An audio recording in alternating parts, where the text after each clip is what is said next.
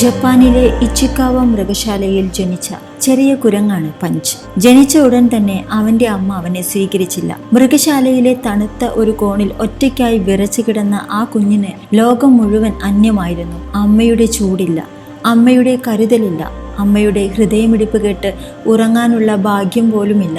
മൃഗശാലയിലെ ജീവനക്കാർ അവനെ രക്ഷപ്പെടുത്തി. അവർ അവനെ കൈകളിലെടുത്ത് ചൂട് നൽകി, കുപ്പിപ്പാൽ കൊടുത്തു, കരുതലോടെ വളർത്താൻ തുടങ്ങി. പക്ഷേ ഒരു കുഞ്ഞിന് അമ്മയുടെ സ്പർശനത്തിന് പകരം ഒന്നും തന്നെ ഇല്ലല്ലോ.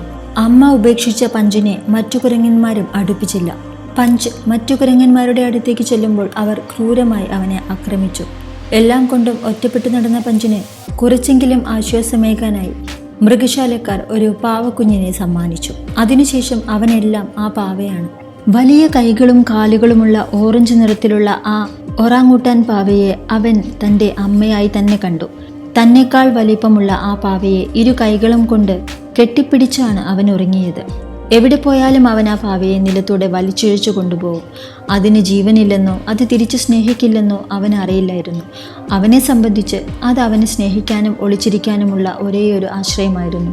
ഇന്റർനെറ്റ് ലോകം സ്നേഹത്തോടെ ഒറാൻ മാമ എന്ന് വിളിച്ച ആ പാവയുടെ നെഞ്ചിലായിരുന്നു പഞ്ചിൻ്റെ സങ്കടങ്ങളും കണ്ണുനീരും മുഴുവൻ വീണലിഞ്ഞത്.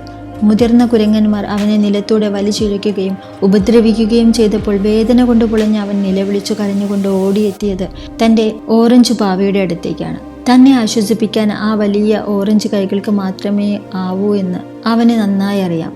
രക്ഷപ്പെടാൻ ആ പാവയെ ഇറുകെ പുണർന്ന് വിതുമ്പിക്കരയുന്ന പഞ്ചിന്റെ കാഴ്ച ലോകത്തിന്റെ തന്നെ കരളലിയിച്ചു. ജീവനില്ലാത്തൊരു പാവയിൽ സ്വന്തം അമ്മയെ കണ്ടെത്തിയ പഞ്ച് ഇന്ന് ലോകത്തിന്റെ മുഴുവൻ നൊമ്പരമാണ്. ദിവസങ്ങൾ കടന്നുപോയി. പഞ്ച് വളരെയധികം ശക്തനായി. മറ്റു കുരങ്ങുകൾക്കൊപ്പം ഇഴചേർന്ന് തുടങ്ങാൻ അവൻ പഠിച്ചു. ഒരു ദിവസം ഒരു വലിയ കുരങ്ങ് അവനെ സ്നേഹത്തോടെ ചേർത്ത് പിടിച്ചു. ആ നിമിഷം പഞ്ചിന്റെ കണ്ണുകളിൽ വീണ്ടും പ്രകാശം തെളിഞ്ഞു. അമ്മയുടെ സ്നേഹം ലഭിക്കാത്ത അവന് ജീവിതം മറ്റൊരു വഴിയിൽ സ്നേഹം നൽകി. ഇന്ന് പഞ്ച് സന്തോഷത്തോടെ കളിക്കുന്നു. പക്ഷേ അവൻ ഇന്നും തൻ്റെ ചെറിയ പാവയെ ചേർത്ത് പിടിക്കുന്നു. അത് അവൻ്റെ ആദ്യത്തെ ആശ്വാസം, അവൻ്റെ ഒറ്റപ്പെടലിൻ്റെ സാക്ഷി, അവൻ്റെ ജീവൻ രക്ഷിച്ച സ്നേഹത്തിൻ്റെ ചിഹ്നം. അമ്മയുടെ സ്നേഹം നഷ്ടപ്പെട്ട ആ കുഞ്ഞു പഞ്ച് ഇന്ന് ലോകത്തിൻ്റെ മുഴുവൻ സ്നേഹവും നേടിയിരിക്കുകയാണ്.